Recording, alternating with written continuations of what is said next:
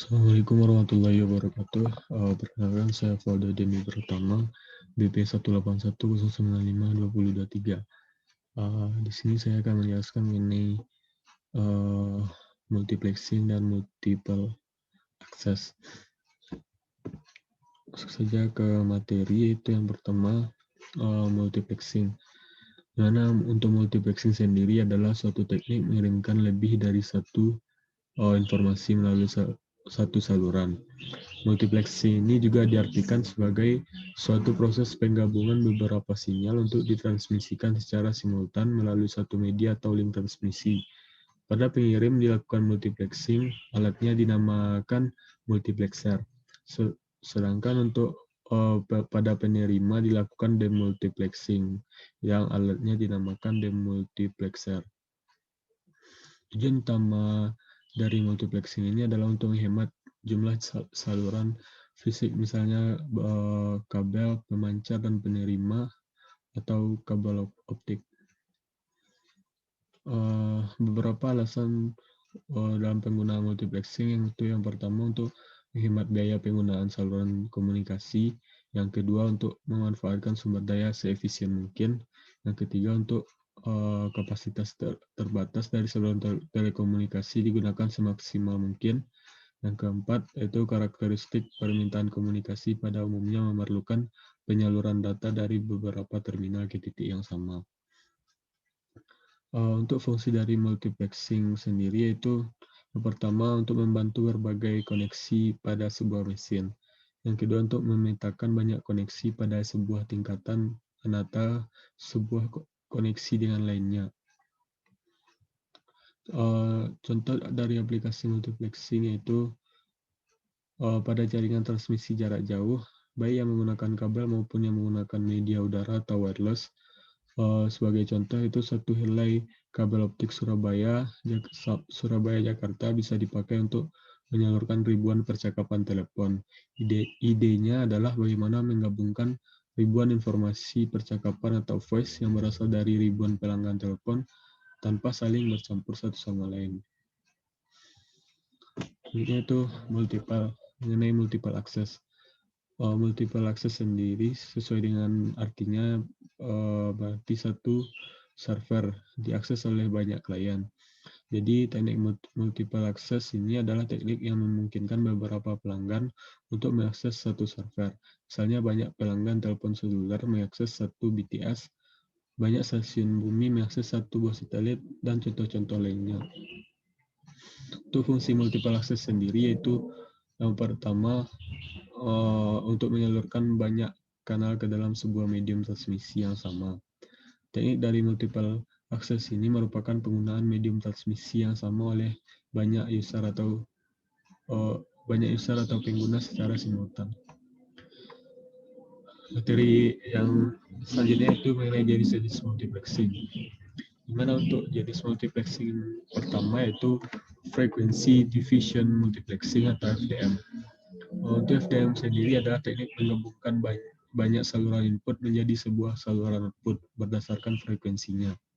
Prinsip dari FDM sendiri adalah pembagian bandwidth saluran transmisi atas sejumlah kanal, atau dengan lebar pita frekuensi yang sama atau berbeda, di mana masing-masing kanal dialokasikan ke pasangan entitas yang berkomunikasi. Sistem ini menumpuk sinyal pada bidang frekuensi. Data yang dikirim akan dicampur berdasarkan frekuensinya.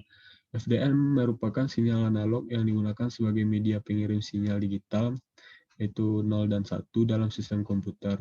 Contoh dari FDM adalah pada penggunaan radio dan TV.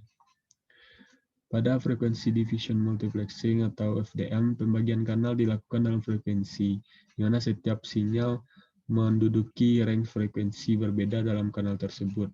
Pada time diffusion multiplexing, setiap sinyal menduduki interval waktu yang berbeda dalam kanal tersebut.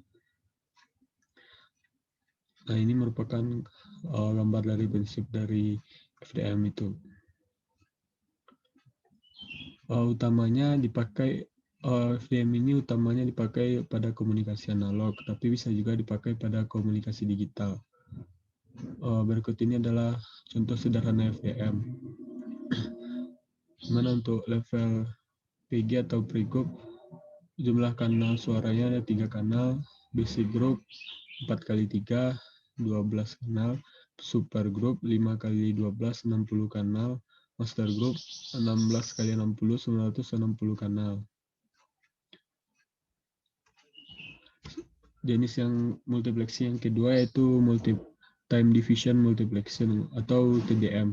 TDM merupakan sebuah proses pentransmisian beberapa sinyal informasi yang hanya memiliki satu kanal transmisi dengan masing-masing sinyal ditransmisikan pada periode waktu tertentu. Prinsip TDM menerapkan prinsip penggiliran waktu, di mana pemakaian saluran transmisi yang mengalokasikan satu slot waktu atau time slot bagi setiap pemakai saluran atau user.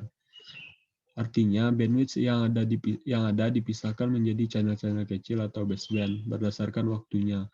Pengiriman data menggunakan TDM ini dilakukan dengan mencampur data berdasarkan waktu sinyal data tersebut dikirimkan.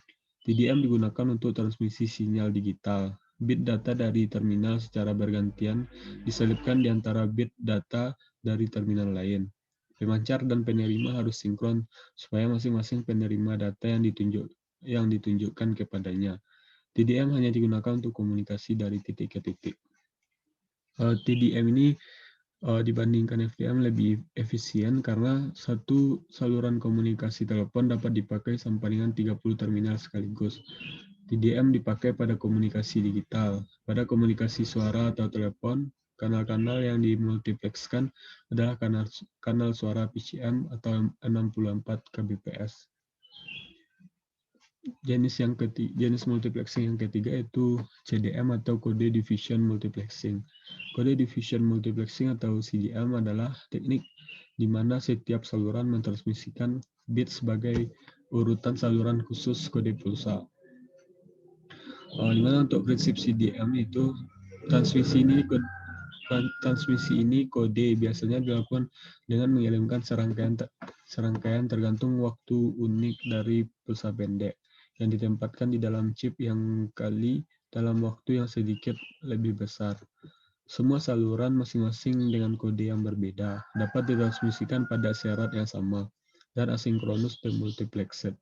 Lain-lainnya banyak digunakan teknik akses jamak yang time division multiplexing atau TDMA dan frequency division multiplexing atau FDMA. Kode division multiplexing teknik yang digunakan sebagai teknologi akses yaitu kode division multiple access atau CDMA dalam sistem telekomunikasi universal mobile atau UMTS. Standar untuk regenerasi ketiga atau 3G komunikasi mobile yang diidentifikasi oleh ITU. Aplikasi lain yang penting dari CDMA adalah Global Positioning System atau GPS. Prinsip kerja dari CDM yaitu kepada setiap entitas pengguna diberikan satu kode unik dengan panjang 64 bit yang disebut chip spreading kode. Untuk pengiriman bit pertama, bit 1 digunakan representasi kode atau chip spreading kode tersebut. Sedangkan untuk pengiriman bit 0 yang digunakan adalah inverse dari kode tersebut. Pada saluran transmisi, kode-kode unik yang dikirim oleh sejumlah pengguna akan ditransmisikan dalam bentuk hasil penjumlahan atau sum dari kode-kode tersebut. Nah, untuk sisi penerima, sinyal hasil penjumlahan kode-kode tersebut akan dikalikan dengan kode unik dari si pengirim atau chip spreading kode untuk diinterpretasikan. Baik, mungkin sekian penjelasan saya mengenai multiplexing dan multiple access. Kalau ada kesalahan, dimaafkan. Saya sudahi dengan Assalamualaikum warahmatullahi wabarakatuh.